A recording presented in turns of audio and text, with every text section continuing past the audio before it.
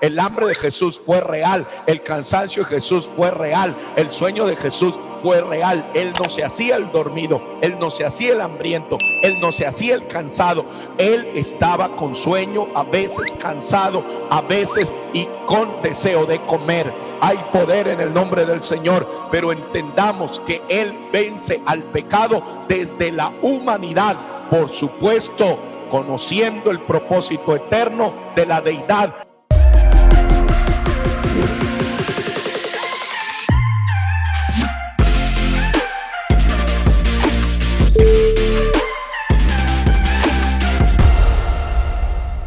Vamos a leer lo que dice el Evangelio según San Juan, capítulo número 8, San Juan 8, versículo número 46. Amén.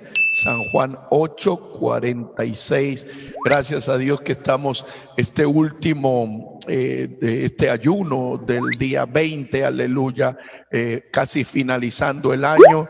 Nos hemos declarado en oración, en ayuno. Hoy tuvimos el primer servicio de culto a las 7 de la mañana y Dios nos hablaba por medio de la palabra y nos decía que el ocuparse de la carne es muerte, pero el ocuparse del espíritu es vida y paz. Cuando nosotros como iglesia nos unimos a orar, nos unimos a ayunar, es ocuparse del espíritu. Es pensar en el espíritu y es andar en el espíritu.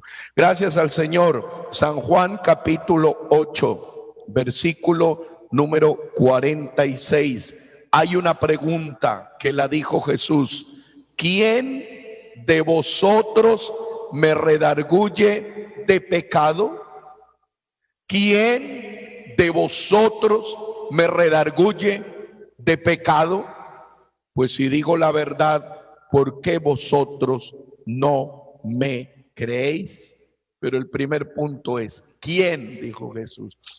A ver, ¿quién de ustedes me culpa de pecado? Dijo Jesús. ¿Quién puede decir que yo he pecado? ¿Quién me puede decir que soy pecador? Qué palabra tan hermosa, ¿verdad? Como que está diciendo, a ver, dígame, ¿dónde está el pecado?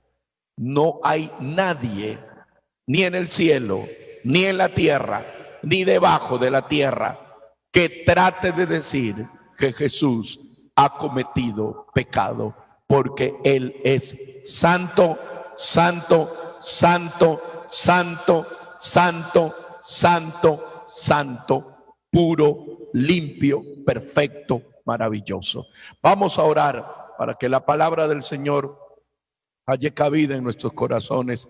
Esta palabra actúe. Los que les agrada tomar apuntes, tomen sus apuntes. Si lo hace en su cuaderno, con esferográfico, con pluma, tome sus apuntes. Otros lo hacen más tecnológicamente en su dispositivo tecnológico. Tomen sus apuntes. Es siempre bueno tomar apuntes cuando uno escucha la enseñanza. Coloque la fecha, coloque el tema, la base bíblica, y vamos a entrar a esta hermosa enseñanza que seguro va a producir mucha bendición. Soberano Padre Santo, gracias en esta hora por la dicha de alabar, glorificar y engrandecer su santo nombre. Permita, Señor, que en esta hora la palabra del Señor haya cabida en lo más profundo de nuestro ser. Hemos venido con el anhelo de honrarle, de alabarle, de glorificarle y de recibir su palabra con toda solicitud. Hable a nuestras vidas conforme a su santa y divina voluntad. Trate con nuestros corazones, Señor. Que esta palabra santa corra, que esta palabra sea glorificada, que su Espíritu Santo se manifieste, que haya una bendición gloriosa, que podamos sentir el gozo de la salvación moviéndose en el corazón de los oyentes, que revele su palabra, que revele su nombre, que su Espíritu glorioso convierta de pecado, de justicia y de juicio, y sobre todo que la figura santa y bendita del Señor sea vista por todos los que vamos a oír la palabra. En el nombre admirable del Señor y Salvador Jesucristo. Gracias, Padre Santo. Amén y amén. Bueno, demos gloria al nombre del Señor. Amén. Bien, estén bien atentos entonces a la palabra del Señor. Ahora vamos a dedicarnos a escuchar esta bendita palabra del Señor. Nadie me redarguye de pecado, Jesús no pecó. Ese es el tema que vamos a estudiar en esta hermosa mañana. Cuando dice Jesús no pecó, cuando hablamos de no pecó, nunca pecó, estamos hablando de su manifestación en carne. Pero si ya eso lo queremos extender a un futuro, podemos decir Jesús nunca y jamás peca. Jesús nunca y jamás, nunca y jamás, nunca es inexistente y jamás improbable. Bueno, la deidad de Cristo es el tema más claro y profundo de la predicación del Evangelio.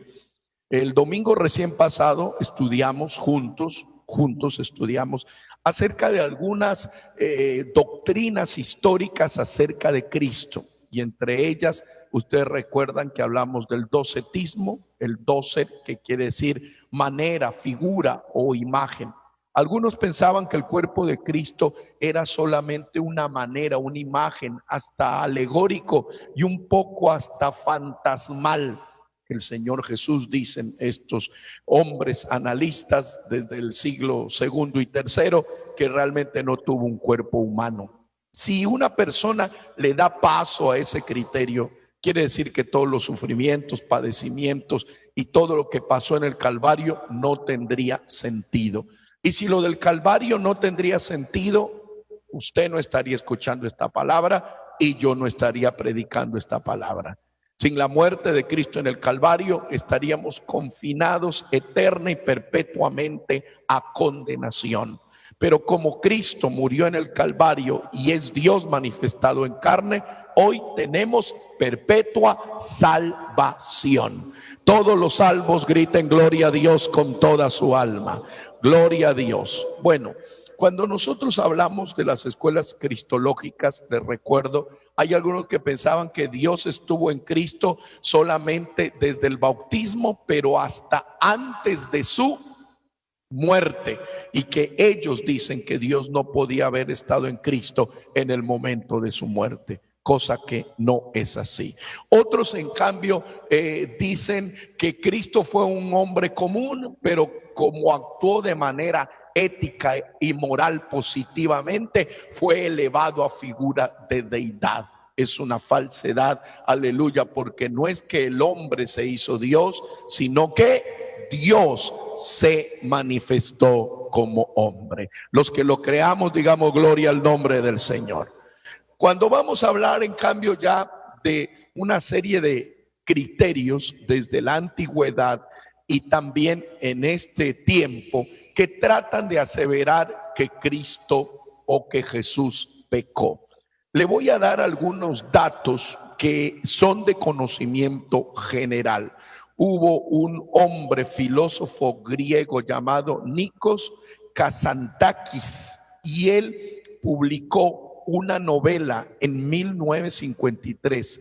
Nikos Kazantzakis, en 1953, un hombre de filosofía griega, y él escribió un libro llamado La Última Tentación de Cristo. Sí lo he escuchado, ¿verdad? Que Martin Scorsese llevó este libro a la pantalla grande, al cine, en 1998. Hace poco tiempo, nada más hace unos 32 años, salió esta película dirigida por Martin Scorsese, que la llevó al cine y le ubicó con el título de la novela de Nikos Kazantzakis, publicada en 1953, con el título La Última Tentación de Cristo. ¿Qué es lo que busca esta novela? ¿Qué es lo que quiere esta novela?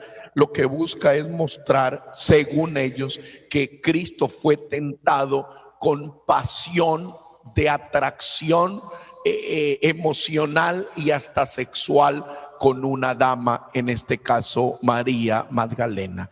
Eso es lo que los filósofos sutiles, huecos, piensan. Dicen y la gente en esta película de Martin Scorsese lo financia, los apoya y tuvo una cantidad de millones de personas que fueron, unos por curiosos y otros tratando de ver a un Cristo debilitado en una pasión carnal. Algunos defensores de esto saben que es lo que dicen: no, lo que queríamos mostrar es un Jesús muy humano, con sentimientos, con emociones, con enamoramiento.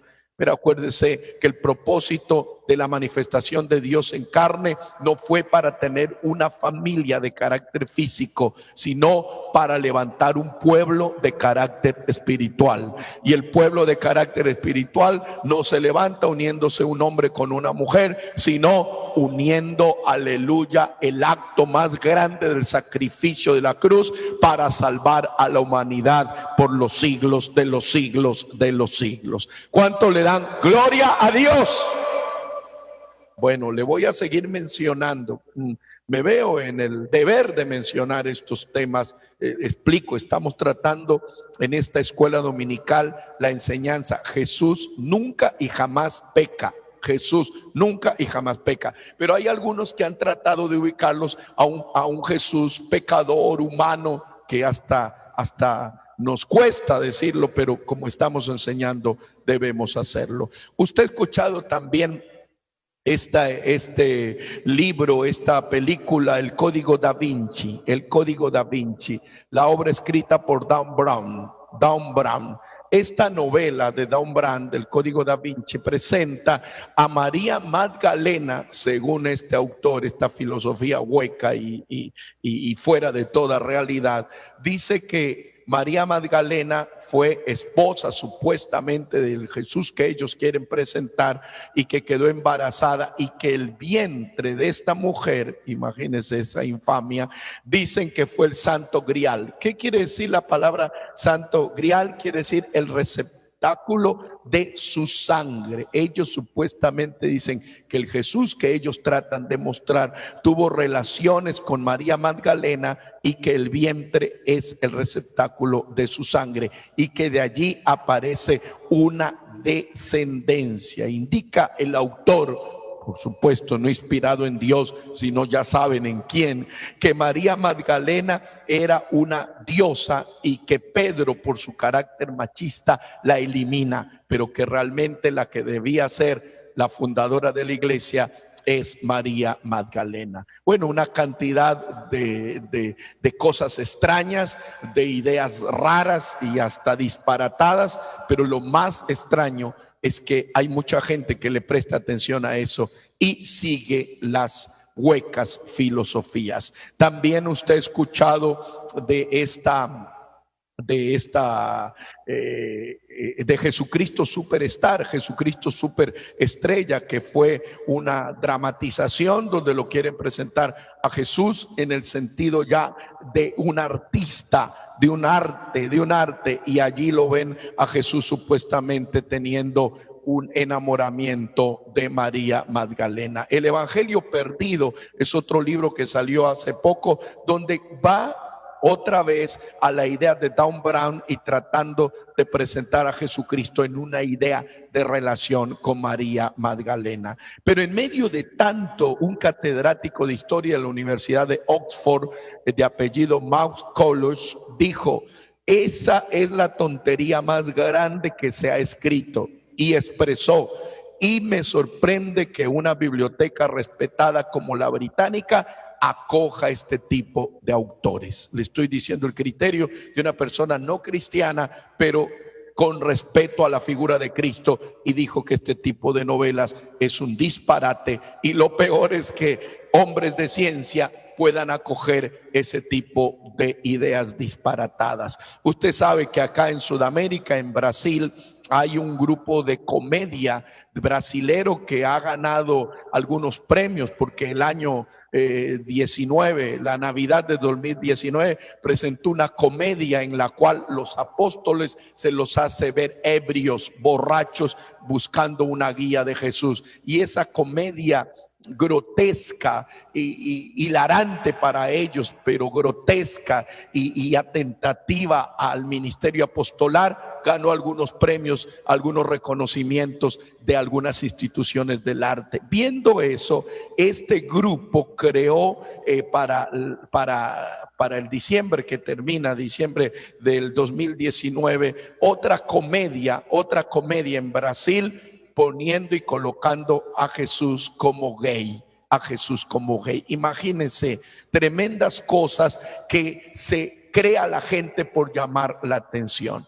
Le he dado algún resumen de lo que el enemigo está tratando de golpear, tratando de afectar, pero digo tratando porque son solamente situaciones del enemigo para querer llamar la atención, pero cada vez que nosotros escuchamos que él se levanta para tratar de afectar la figura santa del Señor, esta iglesia tiene más confianza, esta iglesia tiene más seguridad, esta iglesia tiene más certeza y sabe en quién ha creído, en el Dios Todopoderoso, al cual le damos gloria, le damos honor, le damos alabanza, le damos aplausos y le damos adoración, porque Él se merece toda la gloria, todo el honor y toda la honra. ¿Cuánto le quieren dar un fuerte aplauso al Señor Jesucristo?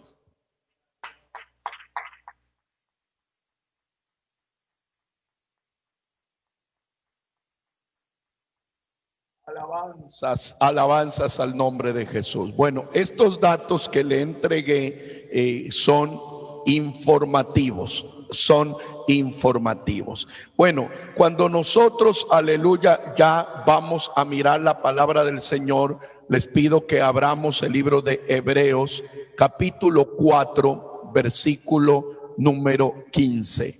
Hebreos 4, 15. Dice así la Santa Biblia, Hebreos 4:15, porque no tenemos un sumo sacerdote que no pueda compadecerse ¿de qué? De nuestras debilidades. Lo que está explicando aquí el libro de Hebreos es que nosotros tenemos un sumo sacerdote, y ese sumo, la palabra sumo, máximo, y sacerdote, el que oficia, el que intercede. Compadecerse quiere decir hacerse al otro, y debilidades son nuestras limitaciones. Si no, lea el versículo 4:15 de Hebreos. Sino uno, Jesucristo, que fue tentado en todo, que fue tentado en todo, según nuestra semejanza, pero, dígalo fuerte, pero sin pecado. ¿Cuánto le damos gloria al nombre del Señor? ¿Cuánto le damos gloria al nombre del Señor? Jesucristo fue tentado en todo. Bueno, aquí hay una situación que, bueno, hay amigos que están escuchando y hay otros hermanos que llevan mucho tiempo en el camino. Trataremos de ubicar un lenguaje mediano para no ser tan especialistas ni profundos, pero tampoco demasiado básicos. Cuando hablamos de ser tentado en todo, el ser humano asocia la tentación, el ser humano asocia la tentación, si le dicen a una persona, tentación, inmediatamente en nuestro contexto, si usted le dice a una persona tentación, se está hablando especialmente de temas de orden sexual. El ser humano se le prende allí su memoria y dice, no, ese es un tema de orden sexual. Por eso cuando le dije, aleluya, le di todas esas listas de Jesucristo Superstar, de Dan Brown, de todo lo que le mencioné, es que quieren ubicarlo cayendo como al Señor en una tentación de orden sexual, porque eso piensa la gente, que toda la tentación parte de ahí. Pero acuérdese, aleluya, que no toda tentación o pecado responde a características de orden sexual. Nosotros leemos que el Señor fue tentado en todo. La tentación del todo es el todo comprensible a nuestra humanidad. Acuérdese que la manifestación de Dios en carne puso un cuerpo semejante. Aquí la Biblia dice, según nuestra semejanza. Pero el pero es que ese cuerpo, según nuestra semejanza, no cometió pecado. Algunos dicen, aleluya, claro, ¿cómo no va a cometer pecado si él respondió como Dios? Por favor, le vamos a explicar. Dios se manifestó en carne. Hebreos 2:14 dice, los hijos participaron de dos elementos. ¿Cuáles fueron? Carne y sangre. Y en ese mismo texto de Hebreos 2:14 dice, y él también participó de lo mismo. ¿De qué participó? De carne y de sangre. Venimos estudiando hace semanas, aleluya, que él como hombre se cansó, pero como Dios da descanso. Tuvo sed como hombre, como Dios da agua, aleluya. Como hombre no conocía muchas cosas, pero como Dios todo lo conoce. Entonces Jesús fue tentado en su humanidad y vence el pecado en su humanidad, porque en su deidad Dios no puede ser tentado. No puede ser tentado, es imposible. Por eso él tenía la misma naturaleza inocente y sin pecado de Adán que la tuvo originalmente. Él tenía esa misma capacidad de decisión. Acuérdese que Adán y Eva allá en el huerto vivieron una etapa de inocencia. ¿Cómo será que la inocencia de Adán y Eva hacía que el cuerpo de Adán y de Eva no tuviesen atuendos y estaban desnudos? Y esa desnudez no producía ni en Adán ni en Eva atracción, no le producía el deseo concupiscente de atracción sexual, porque vivían ¿en qué? En una condición de inocencia. Pero cuando viene el enemigo y les promete a Eva que los ojos serán abiertos y serán igual a Dios, entonces cae en la tentación de escuchar la voz del diablo y por lo tanto en la oferta de rebelarse contra Dios. Hay algunos, incluso hermanos, que piensan que el pecado de Adán y Eva fue la relación sexual y que la serpiente tuvo relaciones con Eva. Eso no lo dice la palabra del Señor. Son ideas doctrinales que las personas han acuñado. Al contrario, Jesús dijo, cuando creó a Adán y Eva, les dio dos mandamientos. Número 1, fructificad, es traer fruto. Número 2, multiplicarse, es extender la especie. ¿Cómo se multiplica? A través de la relación sexual. Entonces, no es que la relación sexual fue el pecado por el cual Adán y Eva salieron del huerto. No es así. Fue hacerle caso al enemigo, caer en rebelión y en desobediencia. Entonces, cuando nosotros vamos a hablar del Señor Jesús, hay que comprender que en el Señor Jesús está el verdadero Dios y el perfecto hombre.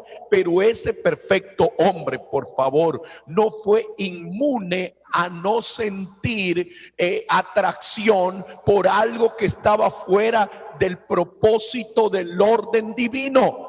¿Qué es lo que le quiero decir? Hay gente que dice, claro, ustedes defienden a su Jesús y dicen que es Dios y dicen que fue tentado en todo y no cayó en nada porque Él es Dios y Él estuvo ahí y no sentía nada. No, si nosotros nos expresamos así, podemos caer en una de esas doctrinas históricas de pensar que el cuerpo de Jesús no fue real. Y el cuerpo de Jesús fue real. La humanidad de Jesús fue real. El dolor de Jesús fue real. La sed de Jesús fue real. El hambre de Jesús fue real. El cansancio de Jesús fue real. El sueño de Jesús fue real. Él no se hacía el dormido. Él no se hacía el hambriento. Él no se hacía el cansado. Él estaba con sueño, a veces cansado, a veces y con deseo de comer. Hay poder en el nombre del Señor, pero entendamos que Él vence al pecado desde la humanidad, por supuesto, conociendo el propósito eterno de la deidad, porque la deidad se manifiesta en la humanidad y creemos que Jesús es el verdadero Dios y la vida eterna. Démosle aplausos al Dios Todopoderoso. Démosle aplausos al Dios Todopoderoso. Démosle aplausos al Dios Todopoderoso. Él es muy grande, Él es muy bendito, Él es muy maravilloso. Por favor, escriba Santiago 1:13. Santiago 1:13. Creo que Dios nos está dando una enseñanza muy hermosa y les digo, de las más complejas para prepararlas, porque estos son temas muy, muy precisos. Los que están escuchando y son predicadores de la palabra sabrán, aleluya, que uno para predicar una hora, no es que se prepara media hora, no, son días, son semanas, son experiencias que Dios incluso le ha dado toda la vida. Y predicar doctrina es una bendición, pero hay que hacerlo con mucho cuidado, porque una palabra no bien expresada puede ser mal entendida y puede crear un criterio distinto a la verdad. Santiago 1:13. Cuando alguno es tentado, ese alguno es una generalidad, no diga ese alguno que es tentado de parte de Dios. Estamos claros, ¿verdad? No diga Dios me está tentando, no, Señor. Porque Dios no puede ser tentado por el mal. Diga gloria a Dios. Ni Él tienta a nadie. Este es un versículo de oro para este tema. Primeramente dice, los seres humanos, los cristianos, porque la carta de Santiago es una carta ya para la iglesia, los cristianos cuando son tentados, para nosotros los cristianos es tentación. Para un mundano que una mujer inconversa le diga, qué hombre guapo que eres, mira que aquí no tengo a mi esposo, estoy sola y todo eso, o que una mujer o que un hombre le invite por allí a hacer cosas indebidas, ellos no dicen es una tentación. ¿Qué dicen? ¿Es una qué? Es una oportunidad. Ellos dicen eso. Cuando uno va a un lugar y se encuentra un billete importante y ve que se le cayó a una persona, ellos no dicen, no, esto es una tentación, no dicen, no, buena suerte. Lo que en el mundo es oportunidad, es buena suerte. Para el que tiene la mente de Cristo, puede ser visto, aleluya, como una obra del enemigo para hacerlo caer en pecado. Por eso dice la palabra del Señor, cuando alguno es tentado, no diga que es tentado de parte de Dios. No diga eso, no diga. ¿Por qué razón no es tentado de parte de Dios? Porque Dios, en esencia, en espíritu, no puede ser tentado por el mal. Demos gloria al Señor, aleluya. El enemigo, mire, y este es un texto maravilloso, Satanás, el mal, el diablo, el padre de la mentira, no puede tentar a Dios, no puede. Es improbable, es inexistente, no es posible, no lo puede hacer, porque es como comparar una batalla de una elefante contra una hormiga. Viene el elefante y coloca el pie sobre la hormiga y la elimina. El Dios que tiene esta iglesia es extremadamente grande, maravilloso y bendito y glorioso y fuerte en su gloria, en su soberanía, en su santidad, en su inmensidad. Y el enemigo es nada, está muerto, está acabado, está vencido. Los que lo crean digan gloria a Dios con el alma. entonces el enemigo no puede tentar a Dios. Entonces dirán los amigos, pero ustedes que dicen que Jesús es Dios, ¿cómo entonces Satanás tienta a Jesús y ahí está tentando a Dios? No está tentando a Dios en esencia, sino que está tentando a la manifestación humana de la deidad. Por eso es que el enemigo lo lleva y le muestra toda la grandeza de los reinos. Por eso es que el enemigo le dice, échate abajo, hablando de la integridad física. No le va a decir échate abajo al espíritu si el espíritu lo llena todo. Le dice échate abajo, ¿qué? Al humano.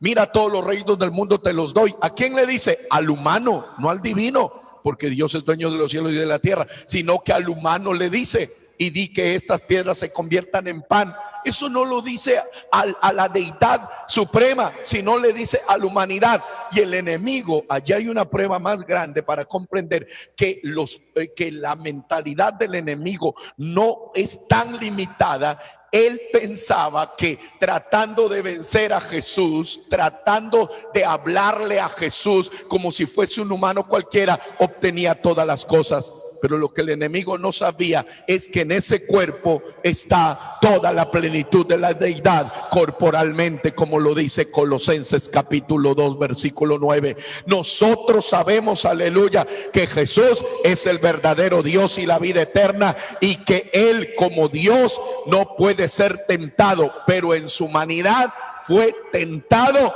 y venció la tentación y no cometió pecado jamás. ¿Cuánto le damos gloria al nombre del Señor? ¿Cuánto le damos gloria al nombre del Señor? Puede escribir esto, aleluya. Le hice un apunte allí para ver si usted lo puede escribir, redactar, copiar, como usted lo haga. La lucha de Jesús contra el pecado, la tentación y el diablo no fue en esencia divina, o una lucha como Dios enfrentándose al pecado y a la muerte. Dios en esencia no lucha contra el pecado, porque no tiene necesidad de hacerlo, ni contra el diablo lo hace. Aleluya, ni contra el diablo. ¿Por qué le digo no lucha contra el pecado? Por favor, le estoy hablando del pecado en su naturaleza. El Señor, cuando por el pecador dio la vida, pero Dios en esencia no tenía una lucha. Él no tiene. Por eso, por favor, cuando enseñemos y prediquemos, no tratemos de predicar un Dios como que está diciendo, a ver, ¿quién vence el bien o el mal? Eso es indudable, eso no debe haber duda. El Señor Jesús es vencedor, y el Señor no tiene que demostrarle al enemigo que tiene poder. No, Señor. El Señor no tiene que demostrarle nada a nadie. Esta iglesia humana, esta iglesia compuesta por hombres y mujeres, es la que está llena del poder del Espíritu Santo, y esta iglesia es la que le cuenta al mundo las cosas gloriosas que él ha hecho. El Señor no cometió pecado.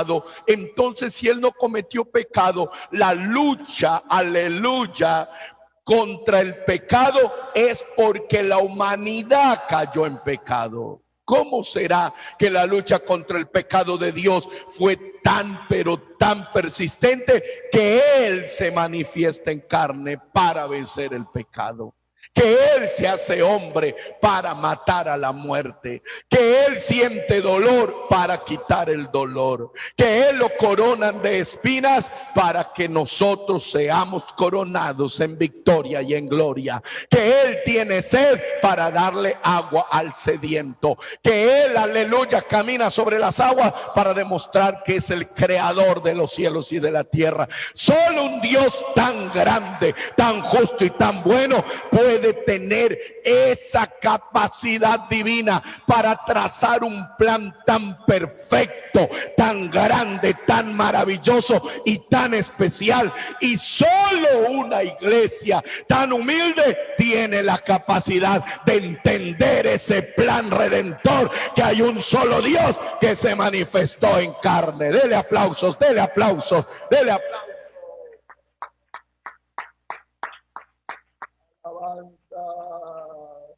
Adórele, adórele, adórele, adórele. Adórele, adórele, adórele, adórele, adórele. Miren lo que continuamos, aleluya. La naturaleza humana de Jesús era sujeta, era obediente y se sometía voluntariamente a la naturaleza divina. Aleluya. La palabra de Dios dice que él aprendió obediencia. No podía pecar. Entonces, en sentido práctico, Jesucristo, aleluya, no podía pecar. ¿Sabe por qué? Porque el Espíritu eterno, aleluya, estuvo desde la concepción. Hoy les decíamos a la mañana a los hermanos, San Lucas 1:35, ¿qué dice? ¿Qué dice San Lucas 1:35? ¿Cómo será esto? El Espíritu Santo vendrá sobre ti y el poder del Altísimo te cubrirá con su sombra. Por lo tanto, el santo ser que nacerá será llamado Hijo de Dios. Y el 37, ¿qué dice? Porque no hay nada imposible para Dios. Y cuando habla de no hay nada imposible para Dios, no está hablando de Elizabeth que iba a tener un hijo siendo anciana. No, no. Estaba hablando de la manifestación de Dios en carne. Eso es lo que está hablando. Porque después nos explica la palabra de Dios en el libro de Romanos, el capítulo 8, cuando habla de la vida en el Espíritu, dice: porque lo que era imposible para la ley, lo que era imposible para la ley, habla Dios enviando a su Hijo en semejanza de carne, venció al pecado. Allí, ese texto tan repetido por nosotros, no hay nada imposible para Dios, no se está refiriendo a condiciones milagrosas de carácter humano, de beneficio humano, como comida, como bebida, como una mujer anciana que quede embarazada. No, se está refiriendo a la manifestación de Dios en carne. Quien cree que Dios se manifestó en carne, cree que tiene un Dios de lo imposible. Quien no cree que Dios se manifestó en carne, entonces para él su Dios es limitado. Pero esta iglesia sí cree y está seguro que Dios se manifestó en carne, por eso le adora en espíritu y en verdad. Diga gloria al nombre del Señor Jesucristo.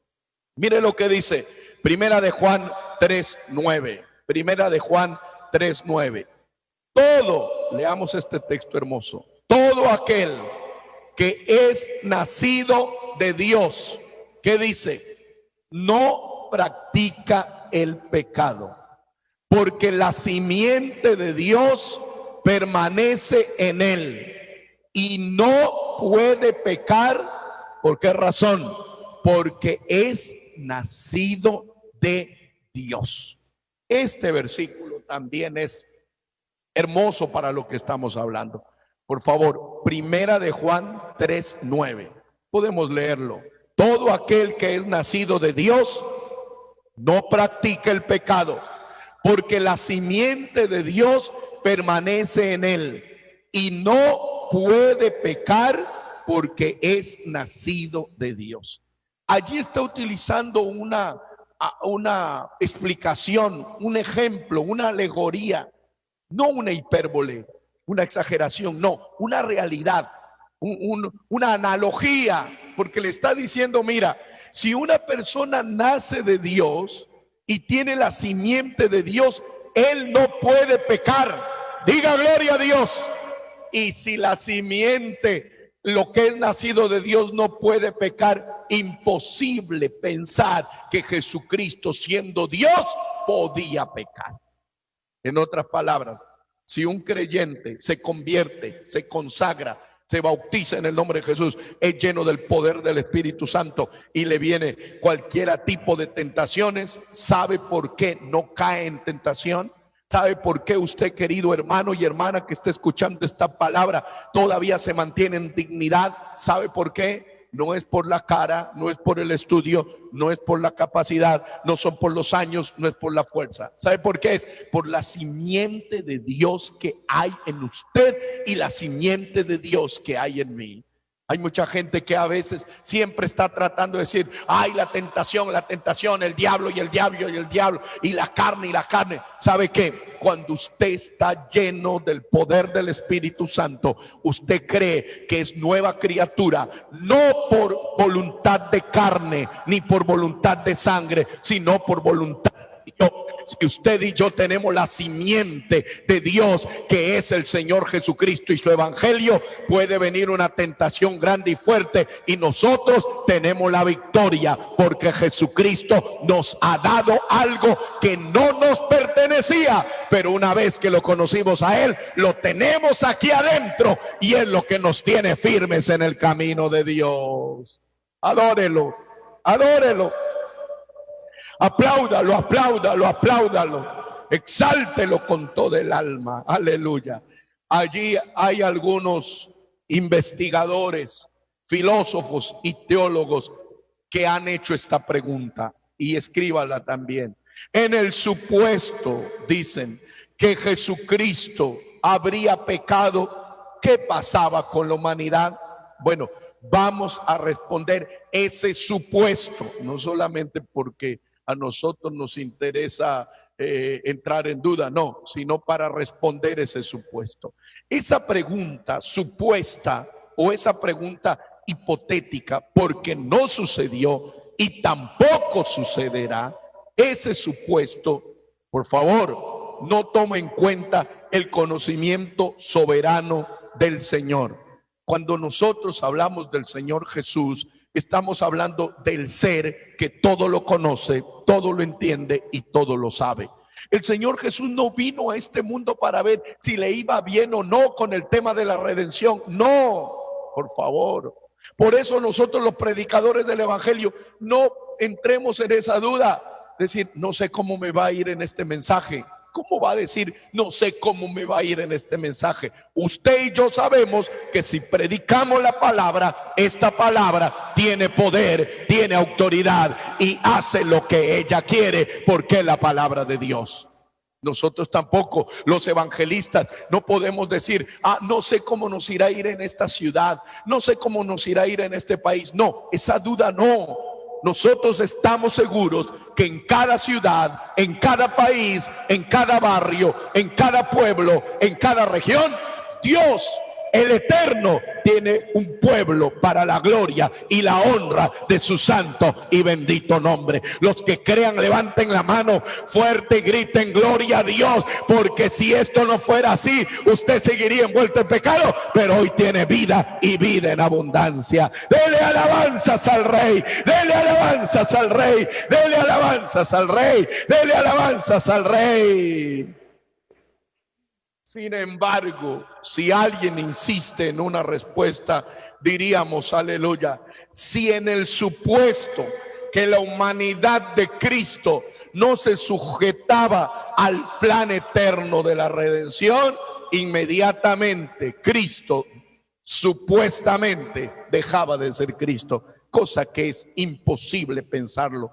Pero hay gente que se pone a pensar y dice, si Jesús fallaba, si Jesús se bajaba de la cruz en sentido más folclórico, ¿qué pasaba? No, si Jesús se bajaba de la cruz, eso nunca iba a pasar. Pero en el supuesto que los que tratan de criticarnos lo dicen, ¿qué pasaba? Dejaba de ser Cristo. Dejaba de ser Cristo, pero no podía, porque acuérdese, ahí le explico nuevamente lo de los domingos anteriores. Algunos piensan que el Espíritu Santo vino en el momento que la figura en forma de paloma desciende sobre Jesús en el bautismo. No es que allí es Jesús lleno del Espíritu Santo.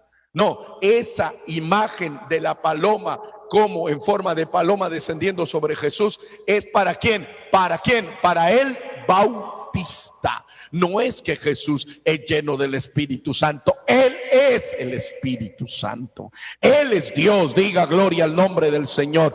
Él no necesita llenarse de algo que es, su naturaleza es espiritual y su naturaleza es santa. Entonces, por favor, hay doctrinas que dicen allí Jesús fue lleno del Espíritu Santo y el Espíritu Santo se le apartó en el momento en que iba a morir. No es así. Desde la concepción misma le dice el ángel a María. María dice: yo no he tenido relaciones sexuales, no conozco varón, ¿cómo voy a quedar embarazada? No te preocupes, el Espíritu Santo vendrá sobre ti. Y no habló en lenguas, no, aleluya, porque lo de la lengua fue después, en el día de Pentecostés. El Espíritu Santo vendrá sobre ti y el poder del Elión, del Altísimo, te cubrirá con su sombra. Por lo tanto, el santo ser que nacerá será llamado Hijo de Dios. Lo que nació, aleluya, es la manifestación de Dios en carne, en santidad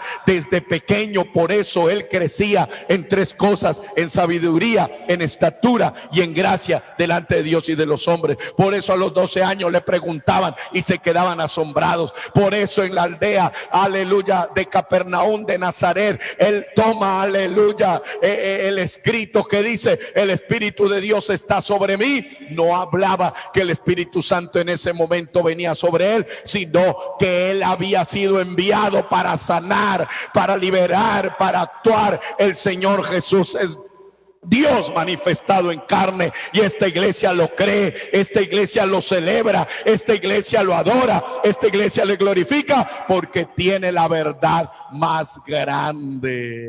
Dele gloria a Dios, dele gloria a Dios. En el tiempo de Jesús, ¿de qué lo acusaban? Vamos a la Biblia.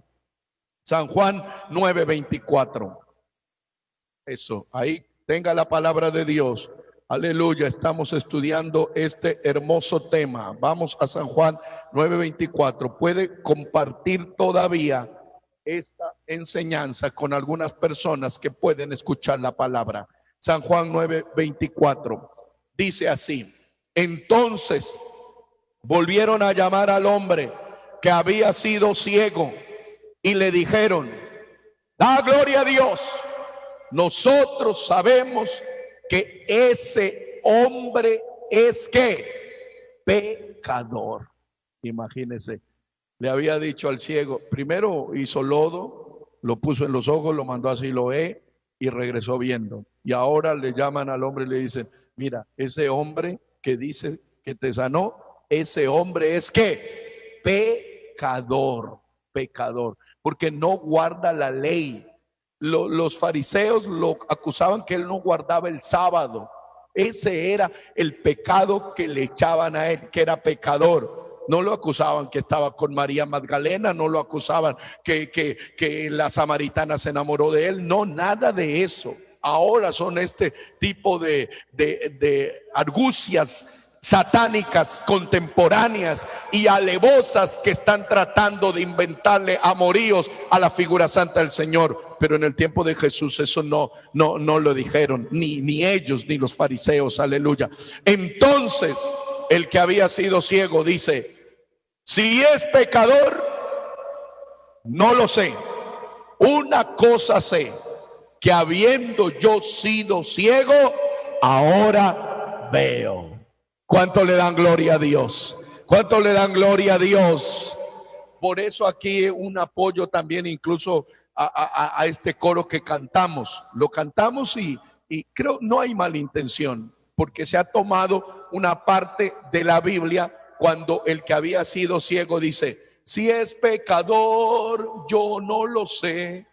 Lo único que sé es que él, creo que dice el coro, que él me salvó. Ahí ya pierde el hilo de la letra de manera literaria o literal, perdón, del coro. Porque si se quisiera cantar así, se tendría que decir: si es pecador, yo no lo sé. Lo único que sé es que habiendo sido ciego, ahora veo, dijo.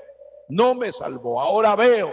Porque lo que primero hizo el Señor con él fue darle ¿qué? La vista. Pero a la iglesia, si usted ya como iglesia, le pregunto, ¿le quedaría bien que usted como iglesia diga: si es pecador, yo no lo sé? ¿Le queda bien, hermanos que están aquí? ¿Le queda bien? No nos queda bien. Ya no nos queda bien hablar de Jesús y entrar en duda y decir, si es pecador, yo no lo sé. ¿Cómo que no lo sé? Usted sabe que Él no es pecador, sino es santo. Diga gloria al nombre del Señor Jesús. Diga gloria a Dios, aleluya. Entonces, por favor, hasta para contar ciertas letras le dejan a usted una enseñanza de análisis. El que había sido ciego hasta esa altura no sabía si Jesús era pecador. Más bien él se acercó como sanador, pero después termina reconociéndolo como Salvador. Pero esta iglesia hoy, si nos ponen a cantar, no podemos decir si es pecador, yo no lo sé, porque estamos seguros que Él no es pecador, Él es santo, Él es bendito, Él es eterno. Diga gloria al nombre del Señor, diga gloria al nombre del Señor. San Juan 8:13 dice, San Juan 8:13, tú das testimonio de ti mismo y tu testimonio no es verdadero. Entonces estaban diciendo que Jesús era ¿qué? Mentiroso. Eso le dijeron, porque el Señor decía que Él viene del cielo, que el Padre y Él son una misma cosa. Aleluya. Entonces le dijeron, no, tú estás mintiendo. Esas fueron las acusaciones que hicieron del Señor Jesús. Le pongo otra acusación que hicieron cuando Jesús se manifestó en carne, estuvo aquí. Mateo 9:10, por favor, vamos, aleluya. Esta enseñanza es muy importante. Y aconteció que estando él sentado a la mesa en la casa, he aquí que muchos publicanos y pecadores que habían venido se sentaron juntamente a la mesa con Jesús y sus discípulos. Cuando vieron esto, los fariseos dijeron a los discípulos, ¿por qué come vuestro maestro con qué? Con los publicanos y los pecadores. ¿Qué le estaban diciendo? Que Jesús, si se da de tan santo según los fariseos, ¿cómo está sentado con pecadores? En otras palabras, le estaban diciendo que si está con pecadores, es posible que también sea ¿qué? Un pecador más. Ese era el criterio de los fariseos. Incluso en San Mateo 11:18 hay otra aseveración de este grupo contra Jesús. San Mateo 11:18, porque vino Juan, aleluya, que cuando está tomando un cuadro alegórico entre el bautista, vino Juan que ni comía ni bebía, él pasaba en el desierto. ¿Y sabe qué? Les dijo el Señor, ustedes hablaron de Juan diciendo que está endemoniado, porque no come ni porque bebe, porque vive en el desierto, porque come miel, langostas, porque tiene un cinto de camello, está endemoniado, tiene demonio. Y vino el Hijo del Hombre, el mismo se autodefine como el Hijo del Hombre, que come como hombre y bebe como hombre, y dicen, he aquí un hombre comilón y bebedor de vino, amigo de publicanos y de pecadores. Hay poder en el nombre de Jesús. El Señor tenía claro lo que pensaba la gente de él. Pero como lo leímos en el mismo libro de San Juan 8:46, ¿quién me redarguye de pecado? El Señor dijo, ustedes pueden pensar lo que sea, pero ¿quién de ustedes me ha visto pecando? ¿Quién de ustedes me ha visto haciendo lo malo? El Señor Jesús jamás podía pecar porque es la manifestación de la esencia divina. Acuérdese esto, no se olvide nunca, querido hermano y amigo. El Dios que tiene la iglesia del Señor, la iglesia de Jesucristo, este Dios, su esencia es espiritual, pero su virtud es la santidad. Diga gloria al nombre de Jesús, es la santidad. No podemos separar su naturaleza de su virtud. ¿Cuál es su naturaleza? La espiritualidad. ¿Y cuál es su virtud? La santidad.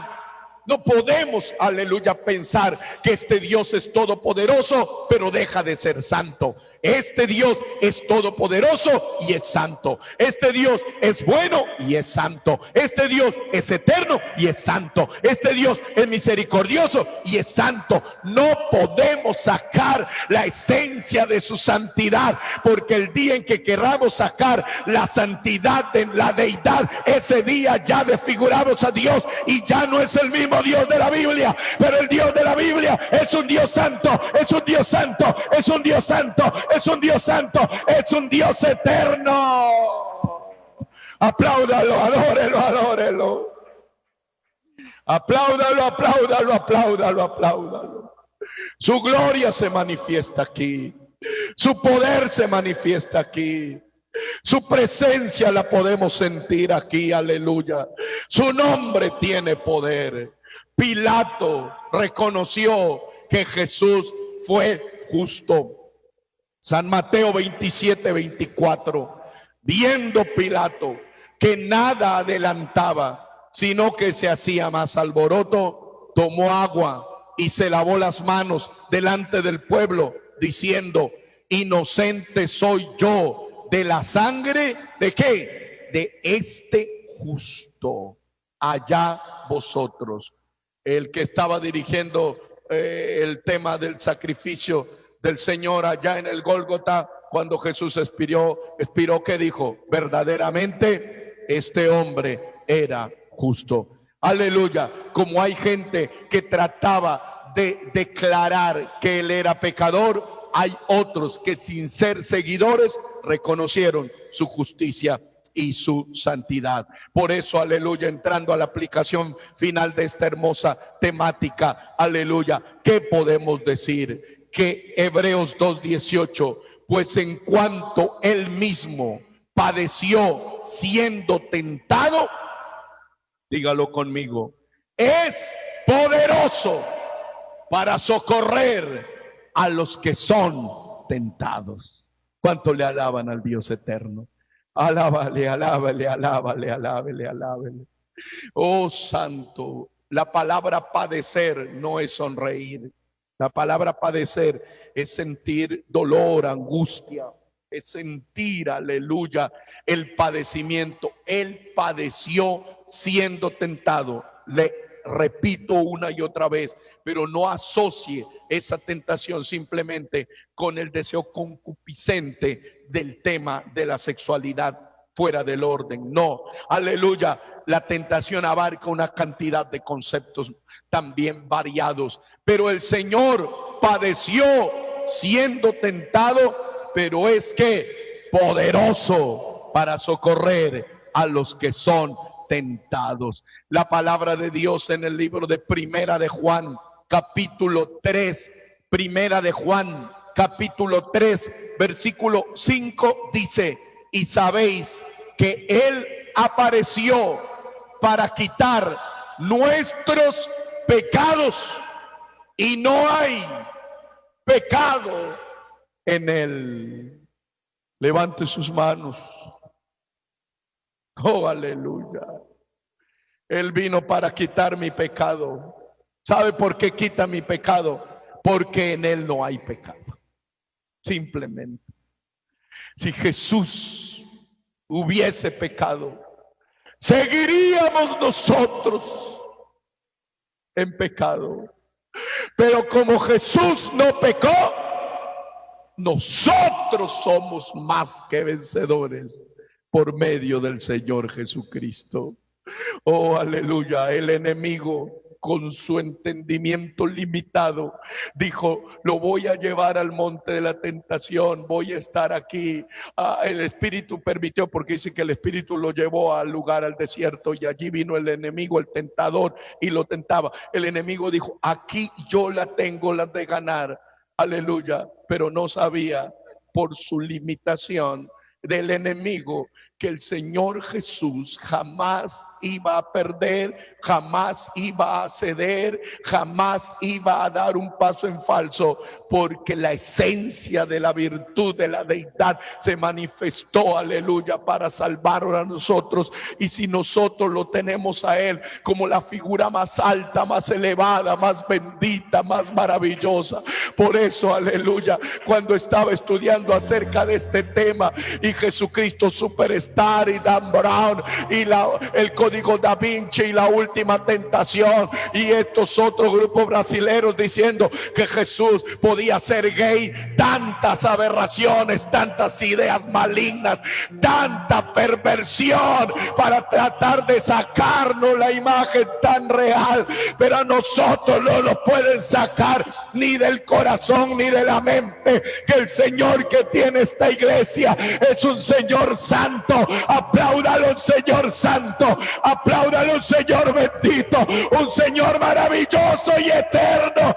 Adórelo con el alma si usted cree que la imagen santa, sagrada, pura y limpia permanece incólume, no cambia, no se altera, porque Él es santo. Alabanza. ¿Cuántos sienten en esta hora la santidad de Jesús? No le quiero invitar a pensar en la sanidad de Jesús, sino en la santidad de Jesús.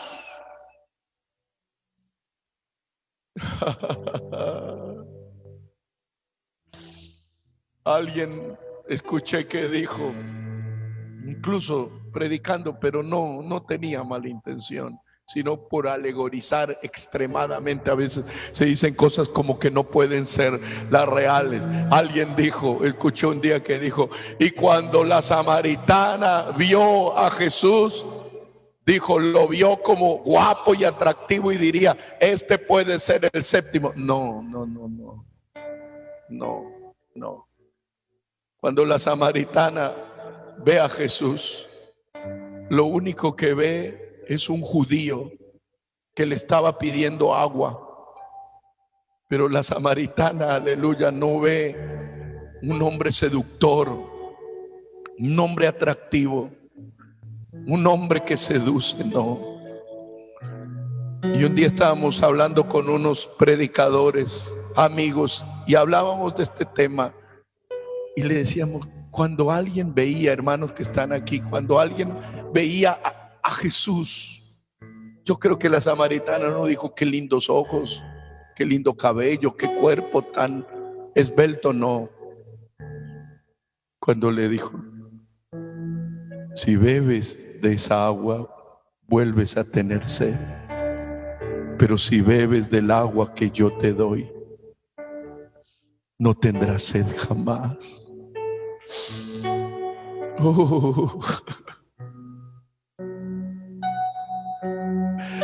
Cierre sus ojos, levante sus manos. Si alguno tiene sed, venga a mí y beba. El que cree en mí, como dice la Escritura, de su interior correrán ríos de agua viva.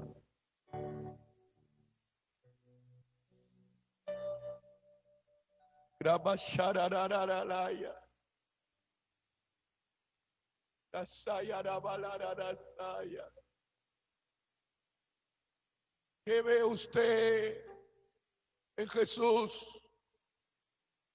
¿Qué miro yo en Jesús? Al ser más santo, más perfecto, más puro, más limpio. Por eso me postro a los pies. Por eso la mujer rompió el perfume de nardo puro y lo echó a los pies y con el cabello lo secaba. Porque sabía que ahí estaba toda la grandeza, la gloria.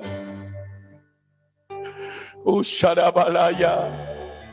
Dios estaba en Cristo reconciliando consigo al mundo, no tomándoles en cuenta a los hombres sus pecados, y nos encargó la palabra de la reconciliación. Al que no conoció pecado, repítalo, al que no conoció pecado por nosotros, lo hizo pecado, para que nosotros fuésemos hechos justicia de Dios en él. Apláudalo, apláudalo, apláudalo, apláudalo, apláudalo. Sabiendo que fuisteis rescatados de vuestra vana manera de vivir, la cual recibisteis de vuestros padres, no con cosas corruptibles como oro o plata, sino con la sangre preciosa de Cristo, como de un cordero, sin mancha, como de un cordero sin contaminación, como de un cordero puro, limpio, santo, como de un cordero sin arararalaya.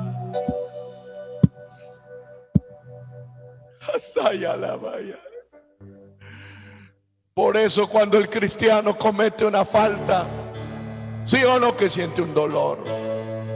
Por eso el cristiano cuando miente dice: mentí, le voy a pedir perdón a mi Dios.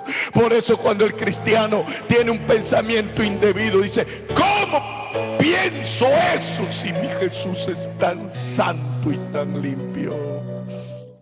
¿Sabe por quién queremos orar?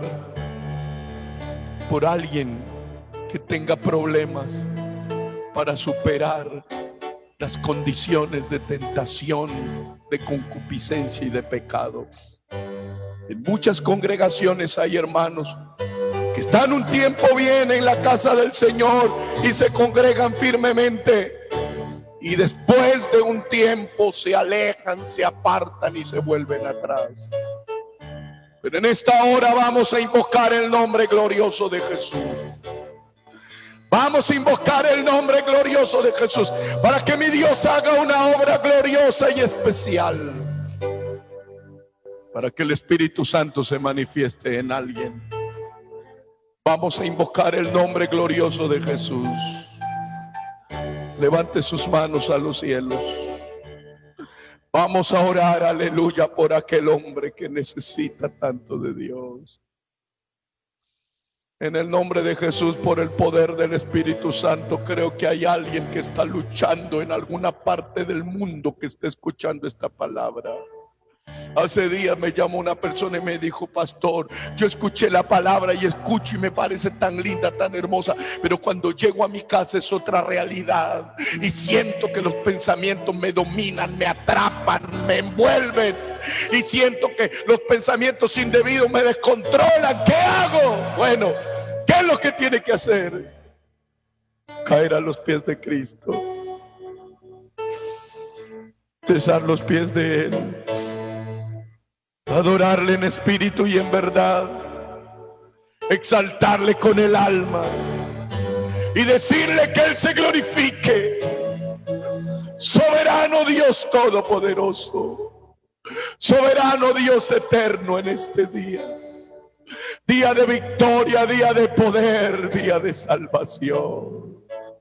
El plan perfecto de la redención se cumplió como estaba establecido, y la imagen santa, sagrada, pura y limpia de Jesús se mantuvo intacta, demostrando la esencia de quién es Él, y todas las acusaciones contra Él en ese tiempo y en este tiempo no pueden mover de ninguna manera la fe tan pura, tan santa y tan limpia que tiene la iglesia por el dueño, por aquel que la compró.